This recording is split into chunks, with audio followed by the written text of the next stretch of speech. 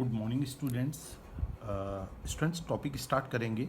जैसा कि आपने लिमिट के लास्ट लेक्चर में देखा था, हम लोग इवेल्यूशन ऑफ लिमिट में चल रहे थे। उसके अंदर अगर आपको ध्यान होगा, ठीक है, तो थोड़ा सा रिकेप कर लीजिए। आपने डीएलपी मेथड देख चुके थे।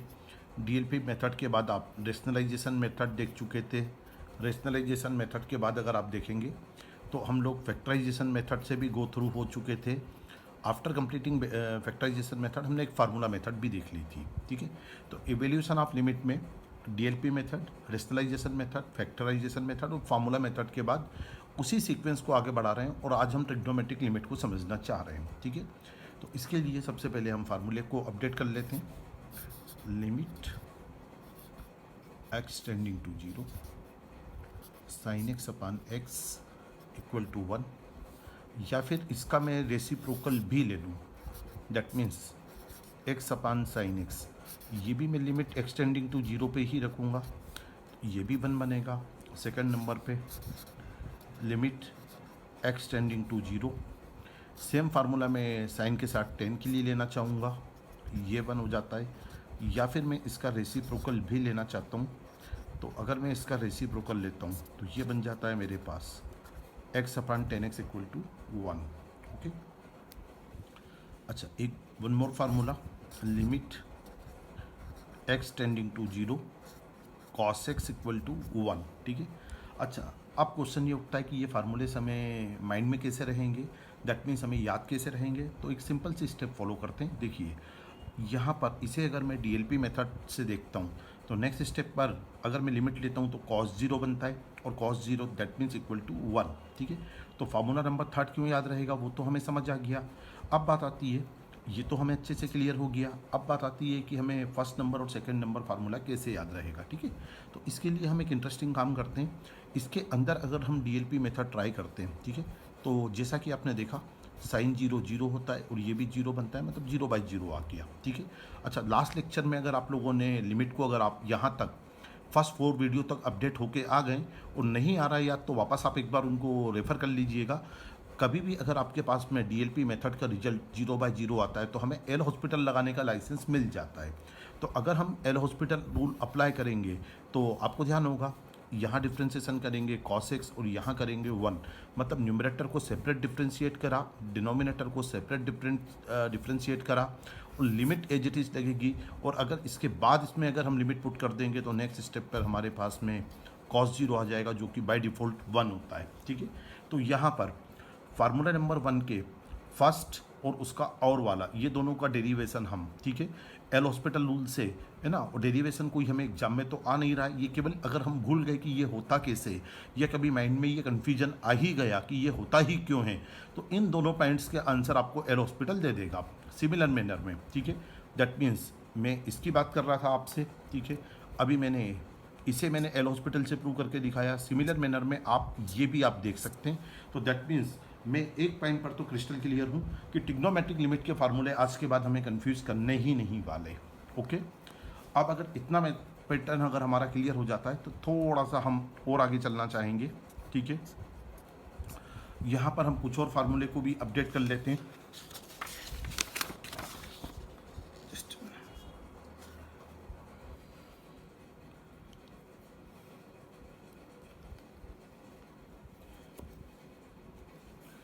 Limit x tends to any number, ठीक है, डजंट मैटर ये ए कितना है। अगर मेरे पास first term plus second term आ रही है तो हम यहाँ पर, ठीक है, थ्योरम नंबर 1 लिमिट की लिमिट जो है इंडिविजुअली प्लस में सेपरेट हो जाती है। दैट मीन्स लिमिट अगर हमारे पास फर्स्ट टर्म और सेकंड टर्म लिखी है तो लिमिट फर्स्ट टर्म के साथ अलग हो जाता है और लिमिट जो है सेकंड टर्म के साथ अलग हो जाता है। और अगर इसको अगर को रिलेट करें थोड़ा सा, ठीक है, याद कीजिएगा, ठीक है, साथ के साथ अगर हम चाहेंगे तो d/dx के साथ भी इसको को रिलेट कर लेंगे। सेम फार्मूला हमने d/dx में first term plus second term में देखा था, वहाँ पर भी d/dx first term plus d/dx half second term हो जाता है, ठीक है। अच्छा, एक और बात, अगर यहाँ पर फर्स्ट सेकंड के साथ अगर और भी टर्म प्लस में आ गई तो ये फार्मूला फिर सेम मैनर में आगे बढ़ता चला जाएगा। That means we can say that limit plus में जितनी भी टर्म्स लिखा है सबके साथ सेपरेट होता जाता है, इसमें कुछ भी सोचने की ज़रूरत नहीं है। और सेम पैटर्न हमने डिफ्रेंसिएशन में देखा था। तो यहाँ मैं डिफ्रेंसिएशन आपके साथ अभी डिस्कस नहीं कर रहा, मैं तो केवल आपको ये याद दिलाना चाहता हूँ कि अगर हमें डिफ्रेंसिएशन का फार्मूला याद है तो सेम मैनर में हम लिमिट का फार्मूला उसके साथ कोरिलेट करके अपने माइंड में प्रॉपर मैनर में सेट कर सकते हैं। ओके, अच्छा, अब अगर ये तो हुई प्लस की बात, अब अगर हमारे पास में माइनस की बात आ गई तो क्या होगा? ठीक है, लीजिए ये सेकंड फार्मूला हम माइनस के सेंस में देख लेते हैं। तो लिमिट हम देखेंगे तो लिमिट हमारे पास फर्स्ट टर्म और लिमिट हमारे पास देखेंगे तो ये हमारे पास माइनस में हो जाती है, और मोर देन टू टर्म्स भी हुई तो क्या होगा? तो भी लिमिट एज इट इज चलती चली जाएगी। ठीक है, ठीक है, अब मैं फर्स्ट और सेकंड को एक साथ कंक्लूड करूंगा। ठीक है, यहाँ पर हम इसे याद कर सकते हैं कि लिमिट फर्स्ट टर्म और लिमिट सेकंड टर्म दोनों के साथ इंडिविजुअली सेपरेट हो जाती है, इसमें कुछ भी देखने समझने की ज़रूरत नहीं है। ठीक है, यहाँ तक आप है ना, अगर आप डिफ्रेंसिएशन की हेल्प से याद कर रहे हैं तो ये फार्मूला फर्स्ट फार्मूला और सेकेंड फार्मूला हम डिफ्रेंसिएशन के साथ है ना डी/dx के साथ सिमिलरिटी बैठा के याद कर सकते हैं। ठीक है, प्लस माइनस में सिमिलरिटी बैठ जाएगी। लेकिन अगर आपसे ये पूछा जाता है कि क्या जैसा प्रोडक्ट रूल डिफ्रेंसिएशन में होता है ऐसा लिमिट में होता है कि नहीं होता, बल्कि यहाँ पर और सिंपल काम होता है। लिमिट इनटू में भी जैसे प्लस माइनस में अलग अलग हुई है, लिमिट इनटू में भी अलग अलग हो जाती है। ठीक है, फोर्थ नंबर पे देखना चाहूँगा मैं। अब डिवाइड के केस में क्या हो गया? प्लस का केस क्लियर हो गया, माइनस का केस क्लियर हो गया, मल्टीप्लाई क्लियर हो गया। अगर डिवाइड का केस आता है तो हम ये कहना चाह रहे हैं कि लिमिट जो है वो फर्स्ट टर्म के साथ और लिमिट जो है वो सेकंड टर्म के साथ, इन दोनों के साथ क्लियर हो जाती है। ठीक है, यहाँ पर है ना एक जनरल रूल हम माइंड में सेट करके चलते हैं कि हम ट्राई करते हैं लिमिट जो है इन जनरल ये तो जीरो के इक्वल नहीं होना चाहिए, अदरवाइज आप जानते हैं आंसर इन्फिनिटी आ जाएगा, नॉट डिफाइन पर आंसर जाएगा हमारा। ओके, चलिए, है ना, ओके, क्लियर। यहाँ तक के बेसिक रूल को हम माइंड में सेट करके आगे चल सकते हैं। इसके अलावा हम चाहें तो एक फार्मूला और माइंड में साथ में सेट कर लेते हैं। Fifth number formula, limit x tending to A, कोई भी कांस्टेंट अगर मैं लेता हूँ और अगर मैं एक्स का टर्म लेता हूँ जिसको फंक्शन ऑफ एक्स से डिनोट कर सकता हूँ, तो जैसा डी/dx में होता है कांस्टेंट टर्म उठ के आगे जाती है और डी/dx केवल किस पर ऑपरेट होता है? फंक्शन ऑफ एक्स पर। तो यहाँ पर सेम फार्मूला हमारे पास में, ठीक है, सेम डिफ्रेंसिएशन जैसा रूल यहाँ पर हमारे पास में लिमिट के लिए भी वर्कआउट हो जाएगा। ठीक है, तो ओवरऑल अगर हम सिचुएशन को देख रहे हैं, ठीक है, तो यहाँ पर फर्स्ट, सेकेंड, थर्ड, फोर्थ, इनको मैं एक सिंगल स्टेटमेंट से याद कराना चाहूँगा। देखिएगा, first formula, second formula, third formula, fourth formula, है ना, आई वांट टू से, ठीक है, कि limit plus minus into divide में सेपरेट हो जाती है, जितनी मर्जी पड़े उतनी टर्म्स के साथ आप इसको कर दीजिएगा। यहाँ पर टू टर्म्स लिखी है, टू के लिए हो गई। Same formula more than two terms के लिए भी एज इट इज एप्लीकेबल है। माइनस में भी सेम रूल फॉलो हो रहा है। प्रोडक्ट के केस में अगर मोर देन टू टर्म होती तो यहाँ पर हम लिमिट थर्ड टर्म भी ले लेते हैं। ठीक है, डिवाइड के केस में हम ये टू टर्म की बात कर रहे हैं, लेकिन यहाँ मल्टीपल बनाएंगे तो उसमें भी हम थोड़ा सा इसको और ज़्यादा कॉम्प्लिकेटेड फंक्शन पे अप्लाई करेंगे, ये आप क्वेश्चन में देखेंगे ही। और सेम हमारा ये वाला जो फार्मूला है डी/dx के फार्मूले के साथ कोरिलेट हो रहा है कि कांस्टेंट टर्म डी/dx के दैट मीन्स लिमिट के आगे जा रही है और यहाँ पर लिमिट जो है वो केवल और केवल फंक्शन पर ऑपरेट हो रही है। ठीक है, एक इम्पोर्टेंट पॉइंट, मैंने आपको डी/dx की हेल्प से फार्मूला याद करने के लिए, ठीक है, यहाँ पर डी/dx के फार्मूले में फर्स्ट फार्मूला, सेकेंड फार्मूला और लास्ट फार्मूला मैंने मैचिंग करके दिखाया है। इसका मतलब ये नहीं है कि लिमिट और डी/dx एक ही बात है, वो दोनों अलग अलग बातें हैं। ठीक है, केवल फार्मूले आपके माइंड में सेट रहें, इसलिए थोड़ा सा कोरिलेशन सेट किया है ना, उसे एक ही समझने की गलती मत कर लीजिएगा।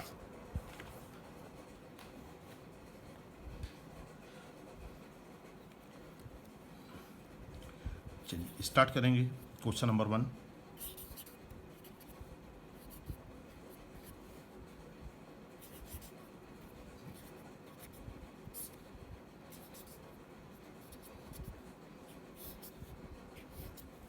अच्छा, एक अच्छी बात है, क्वेश्चन डिस्कस करते समय एक स्पेसिफिक रीजन भी है आपके साथ कि क्वेश्चन ये डिस्कस क्यों किया जाए, तो पर्टिकुलर ये क्वेश्चन आप अपने एनसीईआरटी लेवल पर देख पाएंगे। ओके, अच्छा, एक काम करते हैं हम लोग। ओके, अगर हमने ट्रिग्नोमेट्रिक लिमिट के फार्मूले को अच्छे से देखा है तो यहाँ पर एक बात हमें समझ में आती है, limit x tending to 0 sine x upon x equal to, ठीक है, ये फार्मूले को अगर हमने आज ही अगर अच्छे से देखा है तो आपको अच्छे से क्लियर होगा कि ये कुछ और नहीं होता है बल्कि ये तो 1 होता है। ओके, अच्छा अब थोड़ा सा फार्मूला हमने माइंड में सेट कर रखा है, लेकिन इस फार्मूले के अंदर कुछ अच्छी बातें और पिक करना चाहेंगे। ठीक है, क्या अच्छी बातें पिक करना चाहेंगे कि यहाँ पर जितना एक्स साइन के साथ या टेन के साथ आ रहा है, मैं दोनों के लिए बात कर रहा हूँ। ठीक है, और मैं सारे सेंस में बात कर रहा हूँ, ऑल सेंस का मतलब। ठीक है, मैं ऑल सेंस का मतलब मैं फर्स्ट नंबर फार्मूले के इस पार्ट और इसकी इन दोनों की बातें एक साथ कर रहा हूँ और इन दोनों की बातें एक साथ कर रहा हूँ। जो मैं एडजस्टमेंट आपके माइंड में सेट करने जा रहा हूँ उसकी ज़रूरत मुझे यहाँ भी पढ़ने वाली है, इसमें भी पढ़ने वाली है, और यहाँ भी पढ़ने वाली है, और यहाँ भी पढ़ने वाली है। हम केवल इस पर अप्लाई करेंगे और बाकी 3 को हम एज इट इज जब ज़रूरत होगी तब अप्लाई कर ही लेंगे। ओके, चलिए तो क्या हम देखने जा रहे हैं, हम एक सिंपल सी बात सीखने जा रहे हैं कि अगर हमने इन 4 फार्मूले में से कोई एक फार्मूला पिक किया तो सबसे पहले जो टिग्नोमेट्रिक टर्म के साथ एक्स आ रहा है ना, उसको हम एक्स नंबर 1 मान लेंगे, और जैसा एक्स वो है उसके करस्पॉन्डिंग एक्स उसके ऊपर या नीचे, चूंकि यह टिग्नोमेट्रिक टर्म ऊपर है तो यहाँ मैं नीचे का एडजस्टमेंट कर रहा हूँ। अगर ये हो जाती, कौन सा, अगर formula sign x upon x बनाने को आता तो एक्स नंबर 1 ये बनता और उसके जैसा एक्स नंबर 2 बनाते। ठीक है, तो एक्स नंबर 1 का मतलब क्या हो गया, टिग्नोमेट्रिक टर्म के साथ आने वाला एक्स वो न्यूमरेटर में हो सकता है तो हम न्यूमरेटर में लेंगे, और वो डिनोमिनेटर में हो सकता है तो डिनोमिनेटर में लेंगे। और एक्स नंबर 2 क्या रहेगा, एक्स नंबर 2 रहेगा हमारे पास में। ठीक है, वो एक्स अगर साइन के साथ आने वाला एक्स अगर ऊपर है तो नीचे आने वाला एक्स नीचे मिलेगा, और ये बन गया मेरे पास एक्स नंबर 2। इस केस में एक्स नंबर 2 ये बन जाएगा, और थर्ड एक्स होगा मेरे पास में लिमिट के साथ आने वाला। तो रूल ये कहता है सबसे पहले जैसा एक्स नंबर 1 है वैसा एक्स नंबर 2 बनाएंगे, और ये दोनों एक्स जब एक जैसे बन जाएंगे तब हम एक बात का स्पेशल वेरिफिकेशन करेंगे। किस पॉइंट का स्पेशल वेरिफिकेशन करेंगे, सुनिए स्टूडेंट्स, है ना, अच्छे से हम लोग याद करेंगे।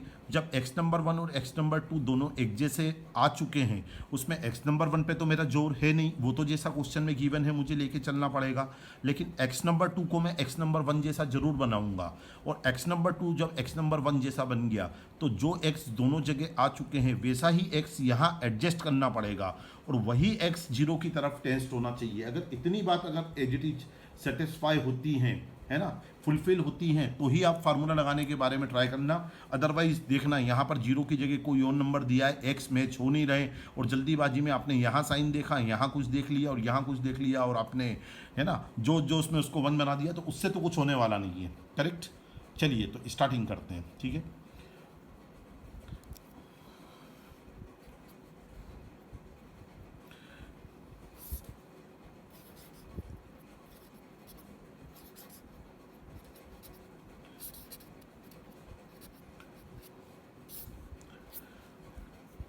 लिमिट को मैंने बिल्कुल एज इट इज रहने दिया है ना।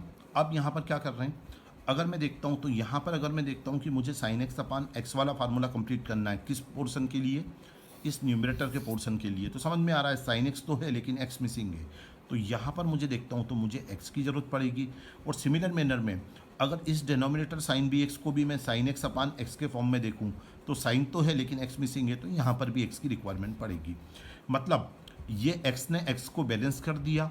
कैसे बैलेंस कर दिया, न्यूमरेटर को भी मैंने एक्स से डिवाइड करा और डिनोमिनेटर को भी मैंने एक्स से डिवाइड करा। ठीक है, अब देखिएगा नेक्स्ट स्टेप समझिएगा इंटरेस्टिंग फॉर्म में।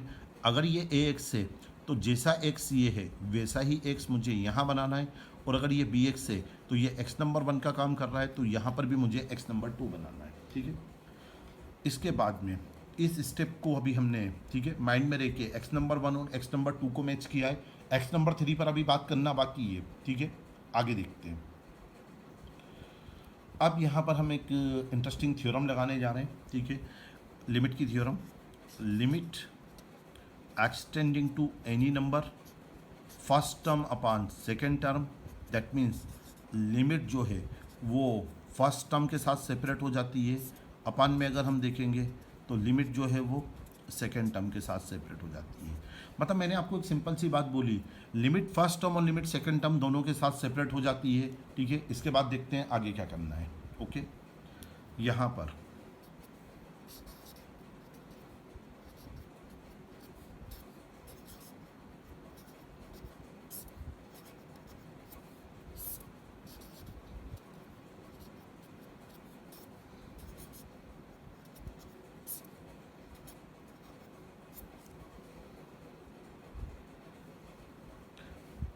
लिमिट फर्स्ट अपान सेकेंड के फार्मूले से लिमिट फर्स्ट के साथ अलग कर लिया और लिमिट को मैंने सेकेंड टर्म के साथ अलग कर लिया। ओके, अच्छा, अब इस स्टेप पर आकर अगर हम देखते हैं तो हमें समझ में आ रहा है कि यहाँ पर इसके अंदर ये वाला फार्मूला हम अप्लाई करने जा रहे हैं। तो इस फार्मूले के साथ देखेंगे तो ये स्टेप तो मैचिंग हो गई, x नंबर 1 और x नंबर 2। अब अगर ये दोनों अगर मेरे पास में मैच कर रहे हैं तो मुझे एक बात और देखना पड़ेगा। ठीक है, क्या बात अच्छे से वेरीफाई करनी पड़ेगी। अभी मैंने क्या करा था, यहाँ पर मैंने, ठीक है देखिएगा, ax था, यहाँ पर ax लिया, यहाँ पर भी x लिया। ठीक है, तो मैंने x से x तो बैलेंस कर लिया था, लेकिन ax लाते समय मैंने x से x बैलेंस हुआ वो ठीक है, लेकिन a बैलेंस नहीं हुआ और b बैलेंस नहीं हुआ। तो स्टेप को बैलेंस करने के लिए यहाँ पर मुझे a लेना पड़ेगा और यहाँ पर मुझे b लेना पड़ेगा। तो एक a अपन b मेरे पास एक्स्ट्रा में चल रहा है। ठीक है, और अगर आप देखोगे तो कांस्टेंट बाहर करने वाले फार्मूले से इस a अपन b को अगर हम चाहेंगे तो आगे कर देंगे।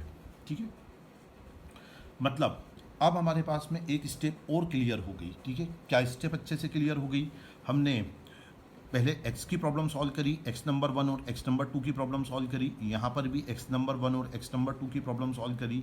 ठीक है, यहाँ मुझे x सॉल्व हो चुका था, a एडवांस में एडवांस में नहीं, एक्सेस में आ रहा था। तो a को बैलेंस करने के लिए a अगर डिनोमिनेटर में ज़्यादा है तो a को न्यूमरेटर में बैलेंस किया, और यहाँ पर भी मैं देख रहा हूँ कि bx अगर है तो b अगर यहाँ ज़्यादा है तो b को यहाँ बैलेंस करा, तो a अपन b को मैंने बाहर कर दिया। ओके, अच्छा, इस स्टेप पर अगर हम आके ढंग से देखते हैं तो अब हम ये देखेंगे कि x नंबर 1 और x नंबर 2 मैच हो चुके हैं। अब हमें ये देखना है कि ये जैसा x है, ये जैसा x है, क्या यही x 0 की तरफ जाएगा। तो आप अपने आप से क्वेश्चन पूछ लीजिए, जिस समय x 0 के इक्वल जा रहा होगा क्या उस समय ax भी 0 के इक्वल जा रहा होगा, या दोनों तरफ a का मल्टीप्लाई करके देख लीजिए, 0 इंटू a 0 होता है। दैट मीन्स, ठीक है, x टेंडिंग टू 0 और ax टेंडिंग टू 0 दोनों इक्विवेलेंट है, इसलिए लिखा जा सकता है सिमिलर मैनर में।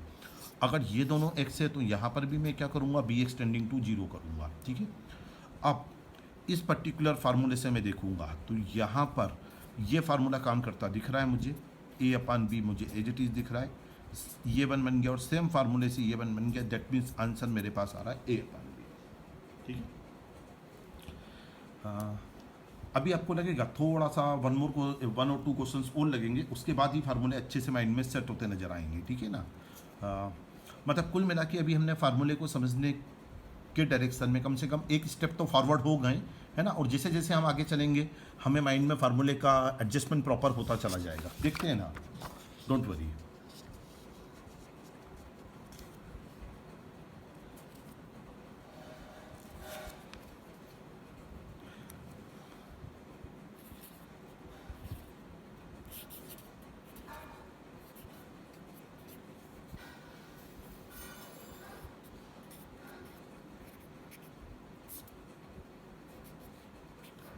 चलिए डियर स्टूडेंट, है ना, क्वेश्चन को समझेंगे। अगेन ट्रिग्नोमेट्रिक लिमिट पर बेस्ड क्वेश्चन है। कैसे पता चलेगा, ट्रिग्नोमेट्रिक टर्म दिख रहे हैं, बिल्कुल देखते ही समझ में आ जाएगा। ठीक है, अच्छा, क्वेश्चन को देखते हैं तो हमें इंस्टेंट एक बात समझ में आती है। अगर आप लोगों ने ट्रिग्नोमेट्री के वीडियोज़ को अगर अपडेट हुए हो तो आपको एक फार्मूला वहाँ से क्लिक कर रहा होगा, 1 माइनस कॉस 2 थीटा कुछ और नहीं होता है, it's a 2 sine square theta. ठीक है, यहाँ पर इस स्टेप पर ये फार्मूला अप्लाई होते हुए दिख रहा है। ठीक है, तो नेक्स्ट स्टेप तो हमें बाय डिफ़ॉल्ट क्लियर हो गई कि हम इसे लिमिट x टेंडिंग टू 0 इसे बनाएंगे हम 2 साइन स्क्वायर। ठीक है, यहाँ जितना लिखा है उसका हाफ आना चाहिए, दैट मीन्स x। ठीक है, अच्छा, इस स्टेप पर अगर हम आके देखते हैं तो हमें फिर एक फार्मूला क्लिक होता हुआ नज़र आ रहा है नेक्स्ट स्टेप के लिए, limit x tending to a constant, और फंक्शन की टर्म अगर है तो जो कांस्टेंट टर्म है वो उठ के आगे चली जाएगी, और लिमिट अगर हम देखेंगे तो लिमिट जो होगी वो केवल और केवल किस पर ऑपरेट होगी, फंक्शन ऑफ एक्स पर ऑपरेट होगी। ओके, तो यहाँ पर अगर इस फार्मूले को अगर हम ढंग से अप्लाई करना चाहें तो हमें समझ में आता है कि यहाँ पर कांस्टेंट की जगह 2 आ रहा है, तो इस 2 को हम लिमिट के आगे करना चाहेंगे। ओके, तो लीजिए स्टूडेंट्स, 2 मैंने बाहर करा लिमिट में x टेंडिंग टू 0,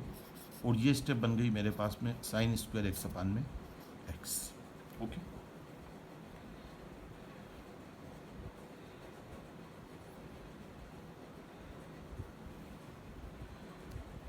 अब इस स्टेप को थोड़ा सा और अच्छे से समझना चाहेंगे तो इसमें एक सिंपल तरीका तो ये हो सकता है इसे समझने का, 2 into limit x tending to zero को लेके आएँ और इस साइन स्क्वायर एक्स को हम sine x multiply by sine x में कन्वर्ट कर दें, और एक एक्स मुझे इसके नीचे मिल रहा है, यहाँ पर मैं एक स्क्वायर ब्रैकेट लेके इसे अगर मैं फर्स्ट टर्म से डिनोट करता हूँ और इसे सेकंड टर्म से डिनोट करता हूँ, तो हमने आज ही के लेक्चर में एक बात देखी है कि लिमिट इनटू में दोनों टर्म के साथ सेपरेट हो जाता है, ठीक है। तो लिमिट अगर मैं फर्स्ट टर्म और सेकंड टर्म दोनों के साथ सेपरेट करूँगा तो limit x tending to zero sine x upon x एक टर्म बचेगा, इनटू का साइन लगेगा, और लिमिट में x tending to zero sine x, ये मेरे पास सेकंड टर्म बचेगा। अब अगर मैं जब लिमिट देखने जाऊंगा तो फार्मूले से, ठीक है, एक्स नंबर 1 एक्स नंबर 2 दोनों बाय डिफ़ॉल्ट मैच हो गए, कुछ भी नहीं करना है। एक्स नंबर 3 भी बाय डिफ़ॉल्ट मैच हो गया, तीनों एक्स का मैचिंग बाय डिफ़ॉल्ट हो गया, तो ये तो 1 हो जाता है। और इसके अंदर अगर हम डीएलपी मेथड लगा देते हैं तो साइन जीरो होने के कारण ये स्टेप मेरे पास जीरो बनती है। दैट मीन्स ओवरऑल अगर इस क्वेश्चन का सिंप्लीफिकेशन देखेंगे तो मुझे लगता है कि इसका आंसर जीरो आ रहा है। एक बार इस आंसर वेरीफाई कर लीजिए आप लोग, ठीक है, कि इसका परफेक्ट आंसर आपको जीरो दिख भी रहा है या नहीं दिख रहा है, ठीक है, मैच हो रहा है ना। चलिए ग्रेट, आगे चलेंगे।